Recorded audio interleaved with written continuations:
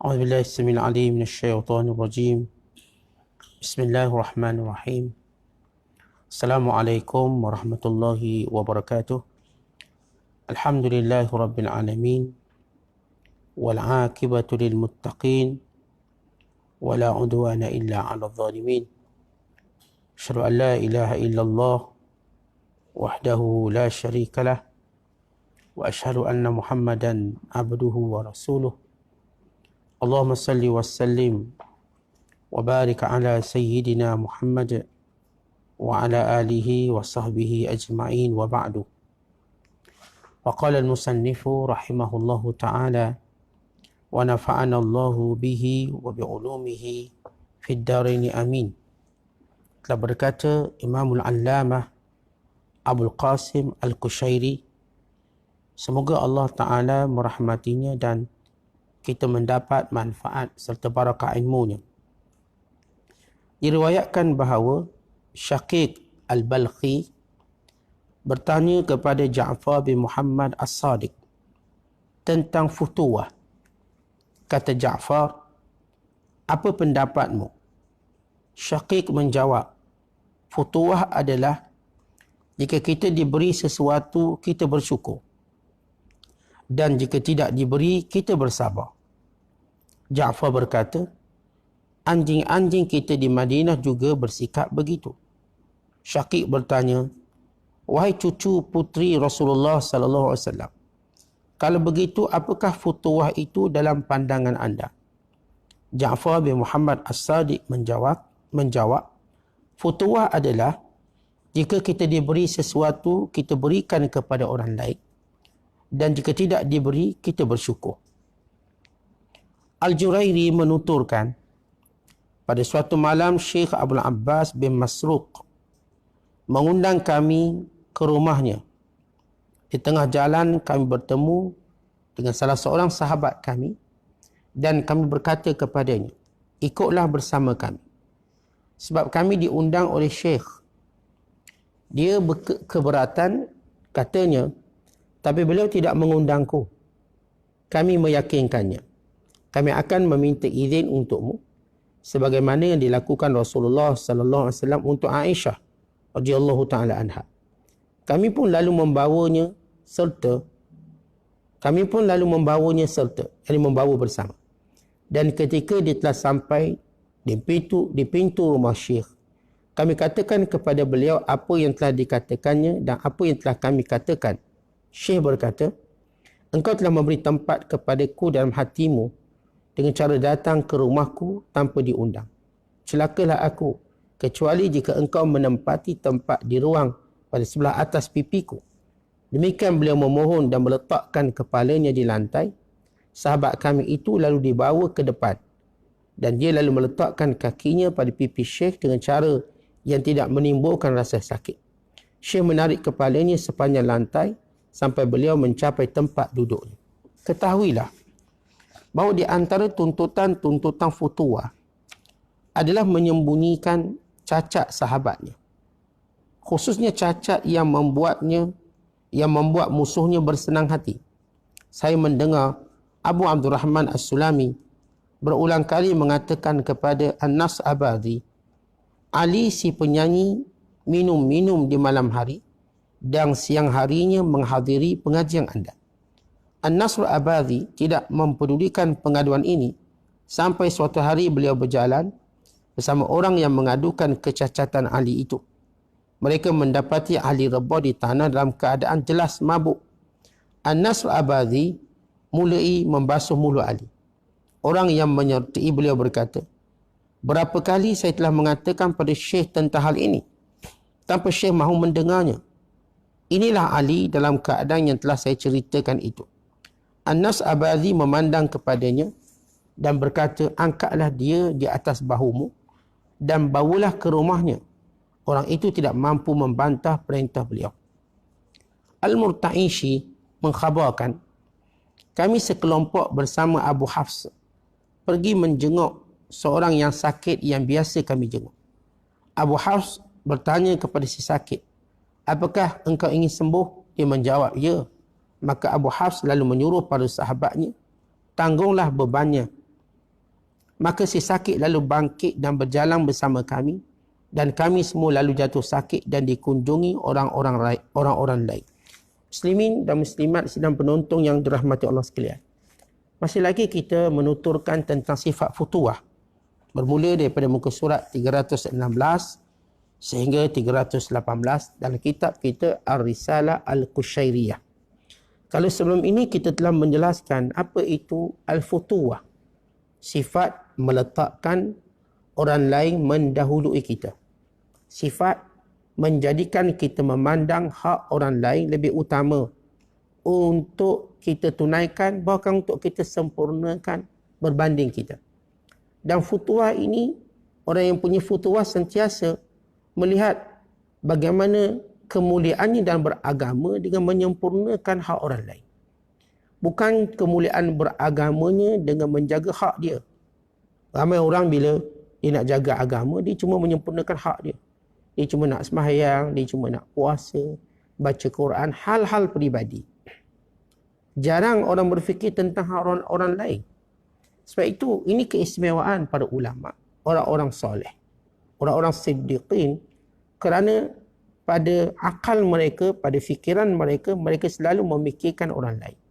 Mereka tidak mungkin tidur selagi mana mereka tidak memikirkan apakah fulan bin fulan makan, minum, apakah mereka ini senang, apakah mereka ini boleh menghadapi ujian itu dan ini.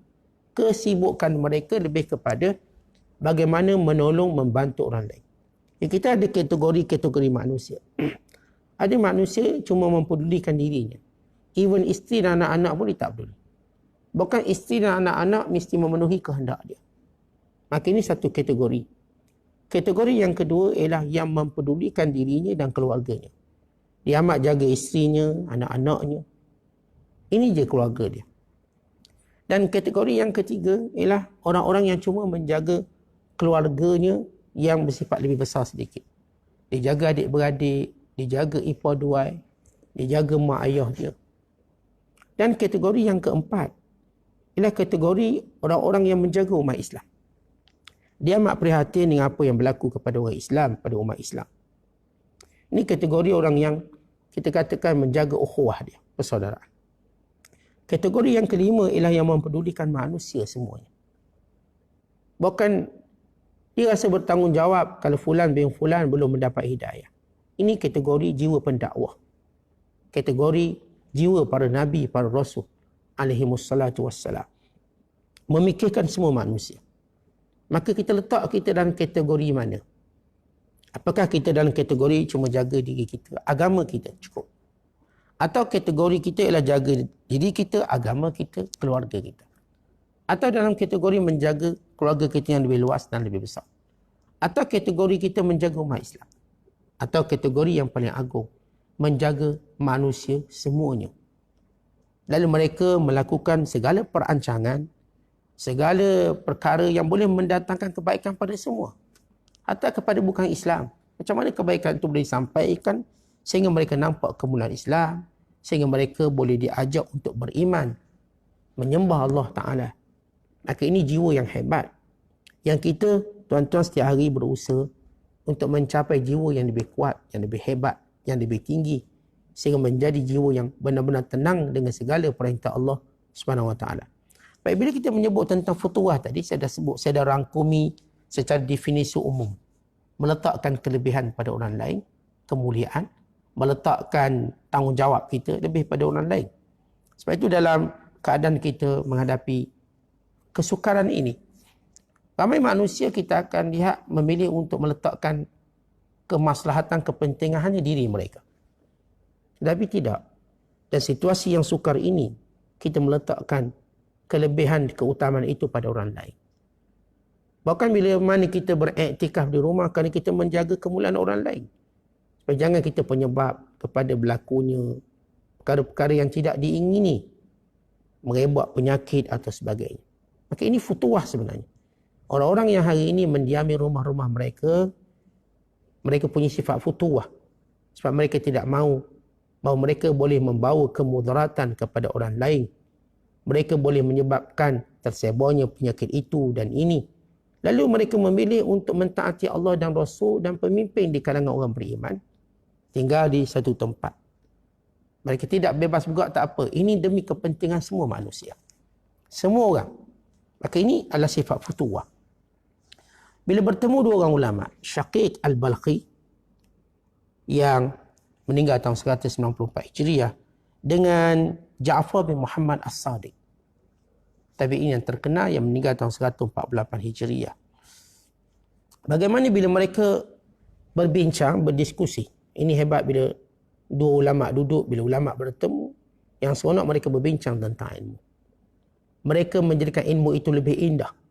Jadi daripada mulut seorang ulama sudah indah ilmu. Tapi bila bergabung para ulama, kita akan melihat keindahan mutiara-mutiara yang keluar daripada kepahaman mereka. Kata Ja'far bin Muhammad As-Sadiq, pada bicara dan pandanganmu, apa itu futuwah? Maka jawab Syaqiq Al-Balkhi, futuwah, kalau kita diberi, kita bersyukur. Kalau kita tidak diberi, kita bersabar. Saya yakin ini kepahaman kebanyakan orang beriman. Dan memang kita diajar begitu, kalau dapat nikmat, Alhamdulillah. Kalau nikmat itu digantung seketika atau diambil sedikit daripada kita, maka kita bersabar. Hidup kita antara syukur dan sabar. Lalu kata Ja'far bin Muhammad As-Sadiq, kalau begitu sahaja sifat itu masih sama dengan sifat binatang, itu anjing-anjing di Madinah. Ternyata anjing-anjing di Madinah kalau diberi mereka bersyukur. Dan kalau tidak diberi mereka bersabar. Mereka tak ada nak rampas makanan pada tangan orang lain. Antara kemuliaan anjing. Kemuliaan anjing, sifat anjing. Anjing ni tuan-tuan sekalian, dia tak macam kucing. Anjing, bila mana dia lapar, bagaimanapun dia lapar, dia tak akan merampas makanan daripada tangan tuannya. Ataupun daripada pemiliknya, dia tak akan ambil. Sampai diberikan. Dan bila diberikan kepada anjing, dia menjadi binatang yang paling bersyukur. Sebab itu anjing mudah berkhidmat dengan manusia. Siapa yang beri dia makan, maka dia benar-benar akan berkhidmat kepada orang ni. Menjaga orang ni. Dia dah letak satu komitmen. Awak beri saya makan, saya akan jaga awak. Itu sifat anjing. Yang mudah didekati. Asalnya. Lalu kata Muhammad bin Ja'far As-Sadiq, kalau sekadar syukur dan sabar, dengan definisi tadi, itu ada pada binatang. Nama anjing. Seolah-olah, pada para ulama, para solihin, kita tahu dalam sifat-sifat binatang tu ada mulia. Ada mulia. Banyak binatang punya sifat-sifat mulia, yang baik, yang bagus. Tetapi manusia perlu menjadi lebih mulia pada binatang. Kerana itu manusia perlu mengatasi binatang dan semua sifat mulia yang ada pada binatang. Supaya kita menjadi satu tahap yang sebenar. Tahap yang sebenar.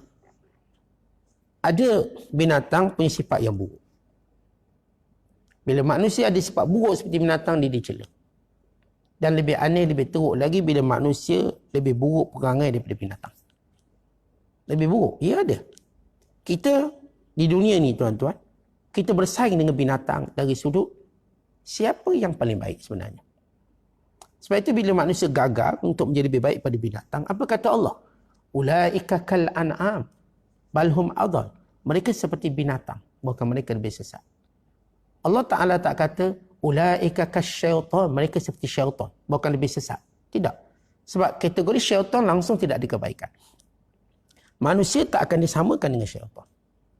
Tapi Allah waktu mana menyuruh kita berfikir, melakukan kebaikan, Allah sentiasa memperlihatkan kita dengan binatang. Siapa yang lebih beri manfaat antara kamu dengan binatang? Binatang boleh bagi daging kepada manusia. Binatang boleh bagi susu pada manusia. Binatang boleh berkhidmat pada manusia. Maka apa yang kamu boleh lakukan pada manusia lain? Kalau binatang, lembu boleh bagi susu, perah banyak mana dibagi. Lagi ada dia ambil. Dia tak ada kata simpan aku sikit, dia tak ada. Dia contoh perah. Dan lagi. Dia tak peduli. Siapa pun yang perah pun dia tak peduli. Ambillah manfaat. Dan dagingnya pula. Binatang gemukkan badannya. Biar dia boleh beri makan pada semua orang. Baik, itu manfaat binatang. Lalu kita manusia perlu menjadi makhluk yang lebih beri manfaat daripada binatang. Kalau binatang boleh bagi susu banyak ni, kita boleh lebih lagi. Binatang boleh bagi daging untuk dimanfaatkan oleh manusia banyak ni, kita lebih lagi. Binatang boleh bekerja kepada manusia, kita lebih lagi. Sebab itu saya katakan dari satu sudut, kita bersaing dengan binatang. Dan bila kita jahat, kita akan dibandingkan seperti binatang, bahkan lebih teruk. Kita lebih teruk. Jadi lihat bagaimana kita melihat futuah yang sebenar. Futuah kata Ja'far bin Ahmad As-Sadiq, bila mana kamu mendapat sesuatu, kamu nak bagi-bagi dengan orang. Dan bila mana kamu tak dapatlah, kamu bersyukur. Agak suka untuk kita bahaskan definisi. Sifat orang yang berfutuah, kita bercakap tentang futuah. Ialah kalau dapat sesuatu, dia mula berfikir, dengan siapa saya nak berkongsi? Dia berkongsi dengan isterinya, anak-anaknya, jiran tetangganya, kaum muslimin, bukan dengan semua manusia. Dia ingin berkongsi. Nabi SAW, kita lihat. Kita tahu Rasulullah SAW tidak menerima sedekah. Nabi SAW cuma menerima hadiah. Salman Al-Farisi waktu nak menguji kenabian Nabi Muhammad SAW, maka satu hari dia jumpa Rasulullah, dia kata, ya wahai Muhammad, ini adalah sedekah, bagi makanan. Maka Rasulullah memanggil para sahabat untuk makan sedekah tadi. Dan Rasulullah tidak menyentuhnya. Kerana Rasulullah tidak dibenarkan menerima sedekah. Pada hari berikutnya Salman Al-Farisi datang lagi lalu berkata, ini hadiah. Ya, hadiah Rasulullah boleh ambil. Tapi bagaimana Rasulullah buat? Maka Nabi masih lagi panggil sahabat-sahabat, jom kita makan sama-sama. Lihat. Padahal hadiah itu khususiat untuk Rasulullah. Tapi Nabi memilihnya berkongsi. Dalam masa yang sama, Nabi tak boleh terima sedekah. Nabi tak ambil sedekah. Tapi hadiah, Nabi masih berkongsi walau itu khususiat Rasulullah.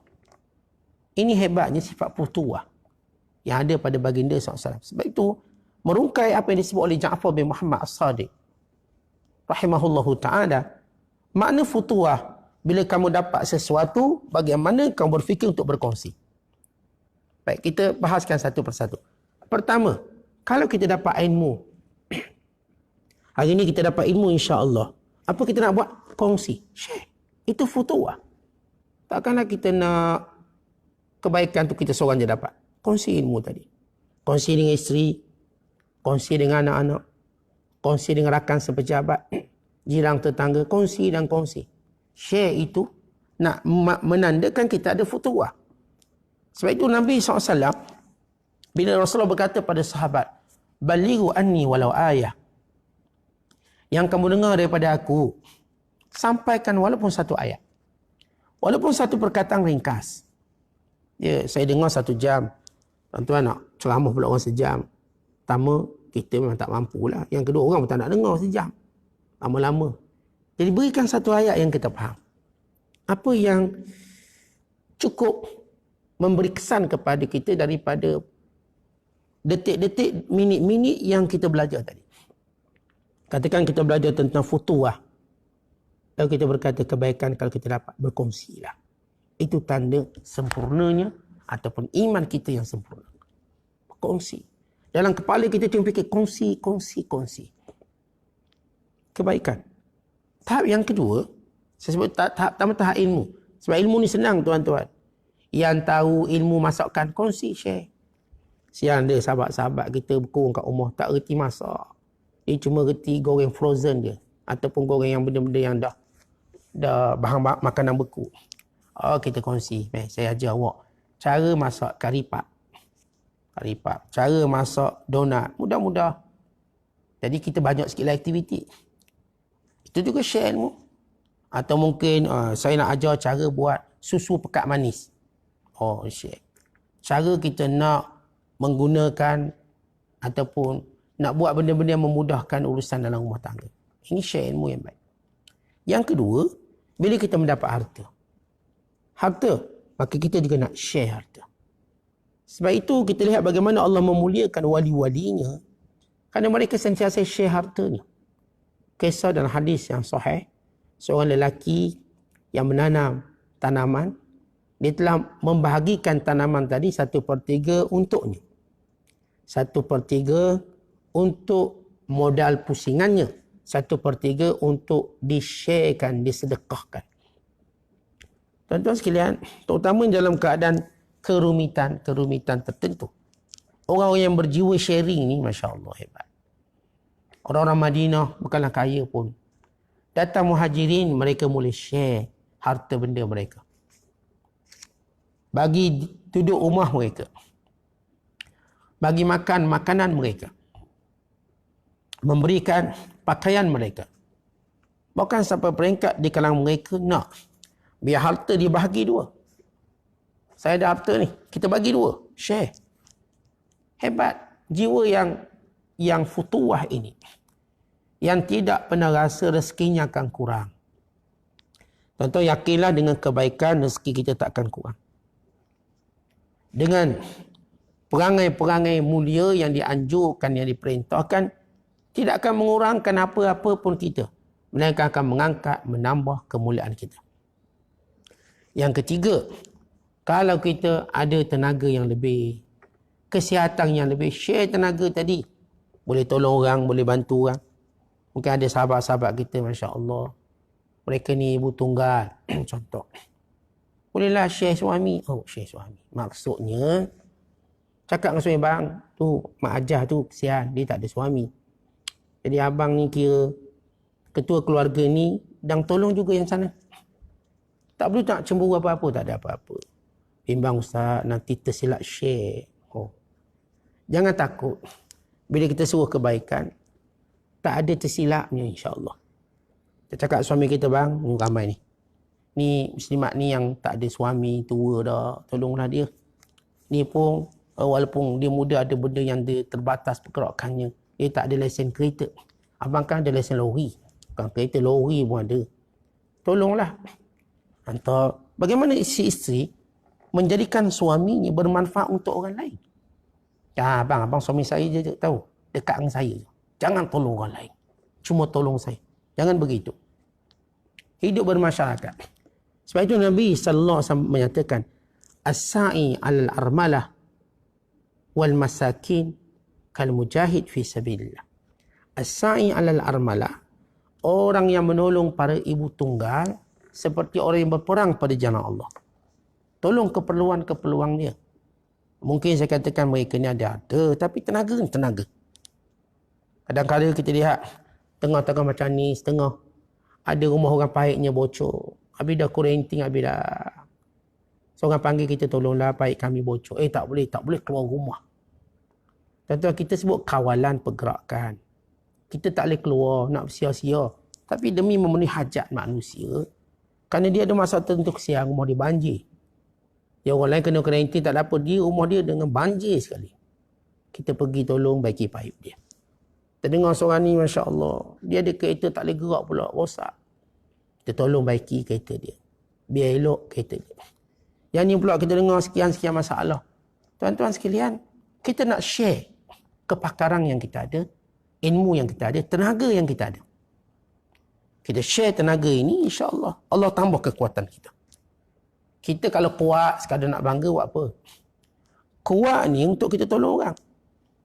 Bila kita tolong orang, Allah tambah kekuatan kita. Allah tambah kekuatan. Kalau ilmu kita kongsi dengan orang, Allah tambah ilmu kita. Kalau harta kita kongsi dengan orang, Allah tambah harta kita. Setiap kali kita berkongsi, maka setiap itulah kita akan diberi balasan yang berganda-ganda. Sebab itu jangan takut untuk berkongsi pada perkara-perkara kebaikan. Pada perkara-perkara ma'ruf, Allah berfirman, wa ta'awanu 'alal birri wat taqwa. Tolong menolonglah kamu dalam perkara yang baik dan takwa. Salah satu cara futuwah. Kemudian bila Syekh menyebut, kalau kita tak diberi, kita bersyukur. Kenapa? Bila diberi, sebenarnya kita ada amanah untuk dilaksanakan. Kalau kita tak beri, alhamdulillah, saya tidak dibebani dengan amanah itu. Allah tak beri lebih harta pada kita. Maka kita tidak dibebani untuk berkongsi harta. Ya, Allah tahu kemampuan kita. Kerana itu bila kita tak diberi tanggungjawab, alhamdulillah syukur pada Allah. Saya memang takut diberi tanggungjawab. Saya tidak mampu melakukannya.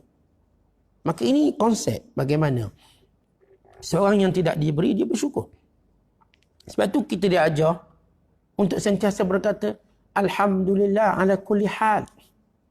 Nabi SAW Bila dalam keadaan sihat, Nabi kata apa? Alhamdulillah. Tak sihat, Alhamdulillah ala kulli hal. Apa pun Alhamdulillah. Kerana di sebalik musibah itu ada banyak manfaat yang kita tidak tahu. Banyak manfaat yang kita tak tahu. Ada setengah orang, Ustaz, saya duk fikir apalah musibah ni. Tiba-tiba saya nampak manfaat. Saya dapat dengar kuliah, Ustaz. Tidak, tak ada kuliah. Maghrib atas jalan raya lagi. Tak sempat. Sekarang di quarantine, saya duduk rumah, saya dapat dengar kuliah dengan isteri, dengan anak-anak. Alhamdulillah, Ustaz. Ini manfaat saya mula nampak. Sebahagian. Kita tak nampak semua. Setiap orang, Allah akan tunjuk sedikit manfaat. Supaya kita terhibur dengan musibah. Kan itu orang beriman. Mereka boleh terhibur dengan musibah setelah mereka melihat manfaat yang banyak. Banyak manfaat. Dan kita yakin dan kita percaya. Sabarnya kita dalam menghadapi ujian-ujian Allah ini, kita akan melihat manfaat yang banyak dalam agama kita pertama. Agama kita. Dunia kita. Dan kita akan melihat mungkin Allah nak jadikan sebab ujian ini asbab kepada penyatuan umat Islam. Bukan penyatuan umat manusia. Penyatuan umat Islam. Akhirnya orang Islam satu. Hari ini janganlah kita nak cakap hal-hal perkara yang bersifat boleh mencetuskan perbalahan. Kita saling bantu-membantu. Walaupun saya nak kritik ni, nak kritik tu. Simpan idea kritik tadi. Sekarang kita saling tolong-menolong, bantu-membantu. Saling memberi idea yang bernas. Simpan maki hamu kita. Tidak sesuai. Simpan perkataan-perkataan buruk yang kita nak tuturkan. Tidak sesuai. Hari ini kita sama-sama susah. Maka perlu perkataan-perkataan yang menyenangkan, yang menggembirakan. Ubahlah sikap. Takkanlah tuan-tuan kita nak bertarung setiap masa. Orang yang kerjanya bertinju di gelanggang, dia pun tahu nak berhenti menumbuknya. Dah habis waktu bertinju, stop. Tak payah tumbuk orang lah. Adakah tuan-tuan tengok petinju keluar gelanggang, dia tumbuk pula penonton? Tidak begitu. Sekarang gelanggang untuk kita bertarung, kita anggap sudah selesai. Kita berada dalam percampuran awam. Hari ini saya katakan bercakaplah benda-benda yang mengembirakan setiap orang. Berhenti menyalahkan, berhenti menuduh itu dan ini. Macam mana kita boleh membantu? Kerana manusia dengan Allah Ta'ala turunkan ujian ini, antara hikmahnya ialah penyatuan. Kalau kita masih belum berfikir bagaimana bersatu, maka Allah akan binasakan kita. Ini waktunya. Keluarga, bersatulah keluarga. Jangan masa ni suami nak gaduh lagi dengan isteri. Kalau isteri nak mengadu kat kita je, kita pun cuba nak mengadu kat isteri. Masa ni dia bergaduh pula dalam rumah. Bergaduh pula dengan anak-anak. Sepatutnya waktu ini rumah kita tempat paling bahagia sekali. Bahagia, isteri kita rasa bahagia. Suaminya rasa bahagia. Anak-anak rasa bahagia. Maka tak patut kita menjadikan waktu inilah kita nak bergaduh. Nak keluar mana? Dulu gaduh-gaduh boleh pergi kedai mamak minum teh tarik. Ni nak bergaduh tak minum teh tarik lah jawapan. Tak minum air lah kita. Sebab kita tak boleh keluar mana-mana. Maka tak sesuai dalam keadaan saya katakan datang ujian untuk kita melakukan perkara yang provokasi yang tidak menguntungkan kita. Hanya saya katakan tadi, di sebalik ujian Allah mesti ada hikmah. Orang beriman akan melihat hikmah tadi. Dan kemuncaknya kita katakan inilah waktu-waktu detik-detik penyatuan umat Islam. Bersatu umat Islam dalam menghadapi ujian ini. Dan bila bersatu umat Islam dalam doanya, dalam usaha dan ikhtiarnya, dan dalam perkongsian nasihat dan ilmunya, insya-Allah kita bukan sekadar menjadi lebih kuat selepas ini, lebih hebat, lebih berukhuwah, lebih berkasih sayang. Ya, politiking yang tidak menguntungkan buah. Kita nak yang benar-benar membina, menjaga agama kita, menjaga nyawa kita, menjaga harta kita, ekonomi kita, menjaga nasab keturunan kita, dan juga menjaga seluruh keturunan kita. Menjaga nasab dan keturunan kita dan menjaga akal dan kebijaksanaan kita. Ini yang kita sebut sebagai al-kulliyatul khams. 5 maqasid yang perlu dijaga. Maka ia terkandung mungkin daripada hikmah ujian, musibah. Sebab itu tuan-tuan, musibah mengajar kita berfikir mendalam. Bukan mengajar kita berbalah, tak bertebing dan tak bertepi. Mengajar kita fikir dalam, dalam dan dalam. Akhirnya di dalamnya ada mutiara. Di dalamnya ada permata. Di dalamnya ada yakut dan marjan. Di dalamnya ada kekayaan. Di dalamnya ada kemuliaan. Tapi ujian ini perlu diselami secara dalam. Di permukaan mungkin tak ada apa kita nampak. Makin dalam kita jumpa ikan-ikannya. Makin dalam kita jumpa permata-permatanya. Masya Allah. Keluarlah kita daripada lautan ujian ini sebagai orang yang kaya, orang yang gembira, orang yang senang hati. Hebatnya ujian Allah Ta'ala datangkan. Sebab itu tidak ada ujian yang datang melainkan memberi kebaikan kepada kita. Pahalanya, diampunkan dosanya, penyatuan kita umat Islam, umat manusia, umat negara Malaysia dan juga lain-lain kebaikan yang saya katakan akan zahir satu persatu. Maka inilah kemuliaan-kemuliaan di sebalik apa yang Allah uji kita. Baik, ada cerita yang kedua tentang futuwah. Bila ada seorang syekh namanya Abu Abbas bin Masruq jemput sekelompok anak muridnya datang. Tiba-tiba di perjalanan anak muridnya jumpa seorang, ajak jom sekalilah. Lalu kata anak murid ni yang seorang ni, syekh tak jemput aku. Mana boleh? Ya kaedahnya begitu. Tak apa. Nanti saya akan minta izin dengan syekh. Sebagaimana Rasulullah lakukan kepada Aisyah. Artinya bila kita dianjurkan, bila orang jemput kita, lalu kita nak bawa seorang yang tak dijemput, kita akan berkata pada tuan rumah, saya bawa seorang ni yang dia tak dijemput oleh awak. Kalau awak izinkan dia bersama kita, kalau tak izin, saya suruh dia balik. Begitu sunnahnya. Supaya tidak mengganggu tuan rumah. Tuan rumah kan ada bajet dia. Dia jemput ni dia ada bajet dah. Wa'imah bajet itu berkait dengan kewangan atau bajet berkait dengan kerahsiaan. Dia cuma nak cakap dengan grup kita je. Tak nak orang lain campur. Mungkin. Kita tak tahu. Tuan rumah bila jemput, lalu kita ajak orang yang tak dijemput, maka kita perlu minta izin tuan rumah. Lalu mereka sampai di rumah Abu Abbas bin Masruq. Abu Abbas bila tengok muridnya berkata, syekh yang ni syekh tak jemput tapi kami ajak sekali. Maka dia kata, ia benar-benar menguji aku. Menguji aku ialah terasa kita kalau orang tak dijemput datang. Tapi untuk membuang sifat tidak baik. Boleh tak dia kata? Boleh tak? Saya nak suruh duduk tempat yang paling mulia sekali nak buang. Dan saya nak suruh pijak muka saya. Oh, agak ekstrim. Bagaimana dia mentarbiah riadah dirinya. Supaya apa? Supaya saya tak nampak awak yang terhina datang tanpa dijemput. Saya yang terhina kerana tak jemput awak. Ya, rasanya begitu. Tentu lihat sifat ini ialah sifat futuwah. Melihat dirinya lebih hina daripada orang lain. Sebab itu kita diajar. Contoh waktu kita beri sedekah ke orang lah. Kita rasa siapa mulia? Saya lah ustaz, saya bagi. Bukankah Nabi kata, al-yadul ulya khairum minal yadis sufla. Tangan di atas lebih baik daripada tangan di bawah. Bukankah kata Rasulullah begitu? Ya. Hadis itu kalau difahami secara zahir memang bunyinya begitu. Tapi secara yang lebih terperinci, mungkin tidak semuanya begitu. Apakah seorang sahabat ketika memberi pada Rasulullah, Nabi berada tangan bawah, Nabi, sahabat itu lebih mulia pada Rasulullah? Semua orang berkata tidak.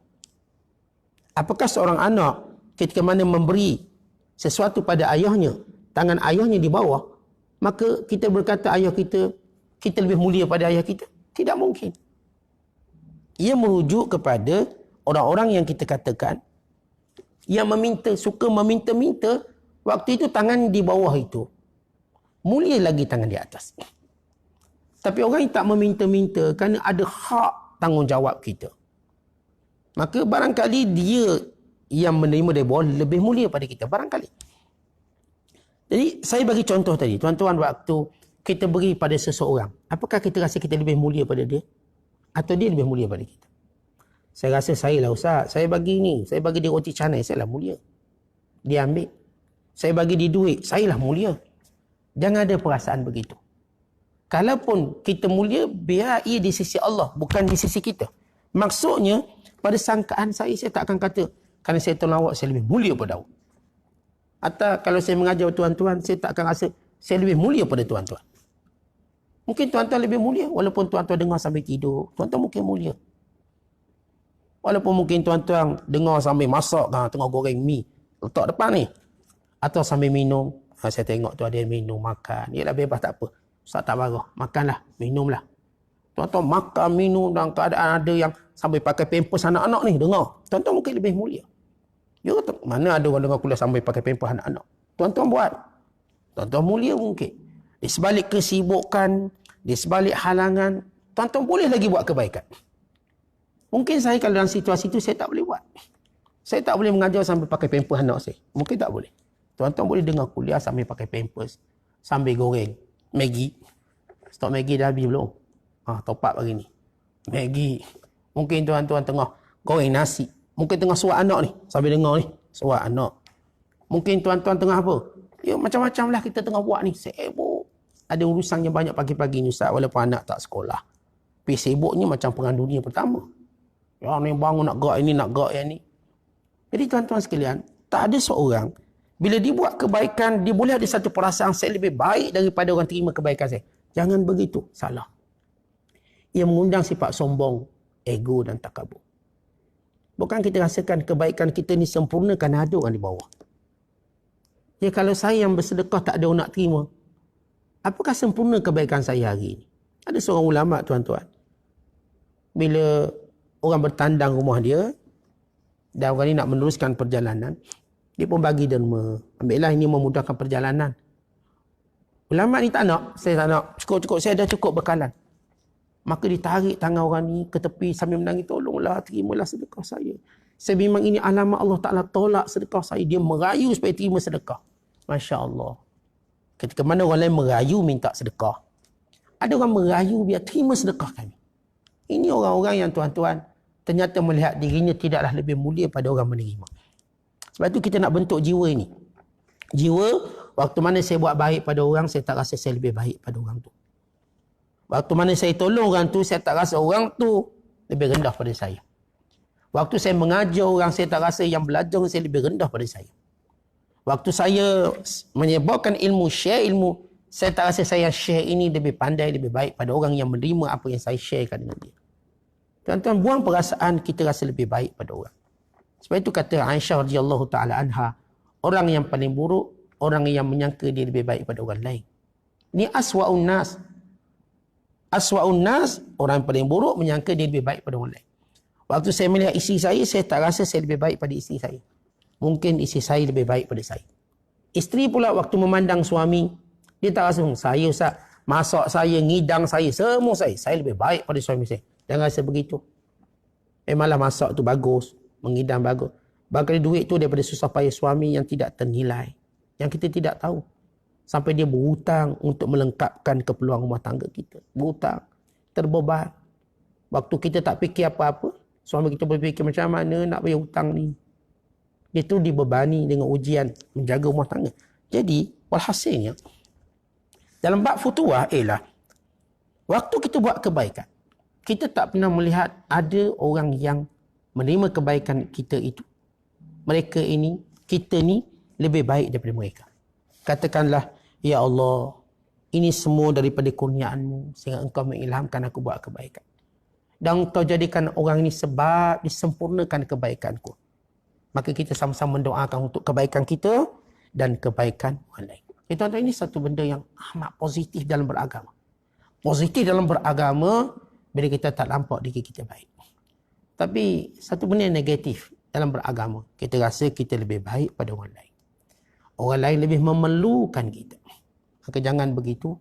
Kita bimbang di sisi Allah, kita tak ada nilai umpama kain buruk sahaja. Baik, kita lihat cerita yang ketiga. Menarik cerita yang ketiga. Ada seorang guru dia mengajar. Yang bernama Nas Abadi. Baik, bila belajar ni tuan-tuan sama anak murid ni ada yang dengki. Mungkin Tok Guru dia respect ni. Mungkin Tok Guru dia hormat ni. Mungkin Tok Guru tak pedulikan kelemahan anak murid dia. Macam mana pun anak murid dia lemah di situ. Tok Guru tak pernah melihat anak muridnya lemah sebab dia nak share, nak beri ilmu. Seorang mengadu Tok Guru ni ada seorang anak murid kita nama dia Ali. Ali tu Syekh, dia memang nampak rajin belajar tapi dia pemabuk, minum arak dan sebagainya. Dia sebut. Dia kadang-kadang setengah kita nak dapat pandangan di sisi guru. Maksudnya nak dapat kedudukan yang baik di sisi guru. Maka untuk dapat kebaikan di sisi guru, dia pun cuba burukkan anak murid lain. Oh jangan. Anak-anak murid ini semua disayangi oleh Tok Guru dia. Tok Guru sayang semua. Kalau dia berikan kelebihan kerana sebab-sebab tertentu, bukan macam contoh ayah dan ibu. Kalau memberi kelebihan pada anak-anak ni bukan tanda tak sayang yang lain. Sayang. Jadi seorang mengadu pada Syekh. Syekh Ali ni bukan baik sangat. Memanglah malam siang mengaji, malam mabuk. Syekh tak percaya. Sehingga suatu hari mereka bertemu, Hadi dan Kanan jatuh, mabuk. Berbuih dalam mulut. Syekh basuh mulut. Dan anak murid tadi berkata, Syekh, kan aku dah kata betul. Ni mabuk, pura-pura je, warak, baik. Syekh diam. Syekh kata, baik. Awak usung dia pergi ke rumah saya. Yang mengadu kecacatan cela ni tadi, dia pula dapat beban. Beban apa? Pikul orang ni balik ke rumah aku. Syekh tak berkata apa-apa. Artinya tuan-tuan, futuwah ini menjadikan seorang tidak melihat keaiban orang lain. Benar. Kita tuan-tuan tengok, kalau saya bagi contoh rumah tangga lah. Suami kita ni banyak kurang, Ustaz. Kurang macam-macam lah. Benda-benda yang saya nampak kurang. Tapi untuk menjadi sifat futuwah, lupakan kekurangan suami, lihat kelebihan dia. Kalau kita katakan pada suami pula, apa pandanganmu terhadap isteri? Oh, isteri saya, Ustaz, semua kurang. Lebih berat je, Ustaz. Itu yang lebih berat. Yang lain semua kurang. Bak makan lebih. Tak, kalau kamu nak punya futuwah, jangan melihat kekurangannya. Lihat kelebihan dia. Lihat kelebihan. Ini futuwah. Anak-anak kita, alah Ustaz, budak ni tak guna betul lah Ustaz. Penuh kekurangan. Jangan begitu. Anak-anak kita pandanglah apa kelebihan yang dia ada. Kita kalau nak bersifat futuwah, setiap orang jangan kita pandang keaiban dia. Tuan-tuan, siapa yang terselamat daripada keaiban selagi mana kita tidak maksum? Kita semua ada aib sendiri. Allah tunjuk aib kita, tuan-tuan, lahir dah telanjang, bogel. Itulah aib terbesar kita. Maka apakah sesudah kita punya pangkat dan nama, kedudukan, kita rasa kita tak ada aib? Lalu kita cuma memandang orang lain ada aib. Kamu aib. Aku tak ada. Jangan begitu. Bersifat futuwah, melupakan keaiban orang. Bukan menutup. Jangan jadikan perbicaraan kita. Ni zaman-zaman duduk kat rumah ni, tuan-tuan. Jangan banyak bercakap hal orang lain. Bercakap bagaimana nak mantapkan keluarga kita. Macam mana nak jadikan anak-anak kita lebih berdisiplin. Macam mana nak jadikan kita lebih mengisi masa lapang. Masa yang terluang. Berkongsi ilmu, berkongsi buku bacaan. Berkongsi perkara yang beri faedah, beri manfaat. Berfikir suatu benda yang bersifat inovasi, kreatif. Ini waktunya. Kerana manusia, bila berada dalam kedudukan sempit tadi, akalnya akan meluas. Akalnya akan luas. Maka gunakan manfaat akal waktu ini. Berfikir, andai kata nanti, kalau saya boleh buat satu benda-benda yang beri manfaat pada orang yang berada dalam rumah. Hari ini kalau tuan-tuan tahu apa yang beri manfaat, yang bagus dilakukan di rumah, cuba share. Saya cadangkan saudara-saudara saya, kita isi masa lapang dengan begini, contohkan. Buat sehingga setiap orang dapat berkongsi satu ilmu baru. Saya rutin dalam rumah tangga saya bersama isteri dan anak-anak, ini yang saya buat. Tiba-tiba ada seorang sahabat saya share, Ustaz boleh buat ini Ustaz. Ia menggembirakan. Dulu tuan-tuan ingat tak zaman kita budak-budak, saya tak tahu. Orang kampung saya panggil kita main game. Game ni maksudnya permainan lah. Yang jenis terhinjuk berdecok-decok macam lah. Main game. Mainan-mainan lama tradisional. Kebanyakan permainan tradisional kan main kawasan rumah je. Main kawasan dalam rumah. Akhirnya Alhamdulillah boleh hidup balik ni benda-benda tradisional. Boleh main congkak. Main congkak ni anak tengok. Akhirnya anak-anak belajar sesuatu. Permainan yang tak perlu padang yang luas. Tak perlu bergayung. Tak perlu bergayuk atau bergantung. Mainan mudah. Masya Allah. Bagusnya. Kita memikirkan perkara yang bermanfaat. Dan kisah yang ketiga. Bagaimana sifat futuwah juga sanggup menanggung beban orang lain. Ini futuwah. Abu Hafs satu hari bersama muridnya. Ini wali Allah. Melawat orang sakit. Kemudian dia berkata, kamu nak sembuh tak? Oh, siapa tak nak sembuh, nak. Lalu dia berkata pada anak-anak muridnya, kita tanggung sakit dia. Dengan cara ini, moga dia sembuh. Menanggung sakit orang. Dengan maksud, kita doakan kesembuhan. Kalau sekiranya kesembuhan itu dengan syarat kita menanggung sakit, saya tak sanggup tanggung sakit dia. Tuan-tuan, ini antara sifat yang mulia. Kita taklah minta kita nak tanggung penyakit orang. Dengan maksud, kita mengambil tanggungjawab menanggung bebanan orang lain kalau kita mampu. Sebab itu kita lihat bila Zubair bin Awam meninggal dunia. Dia tinggalkan hutang 1 juta. Oh, tak ada duit dah. 1 juta hutang. Abdullah anaknya pening, ayah tinggal 1 juta.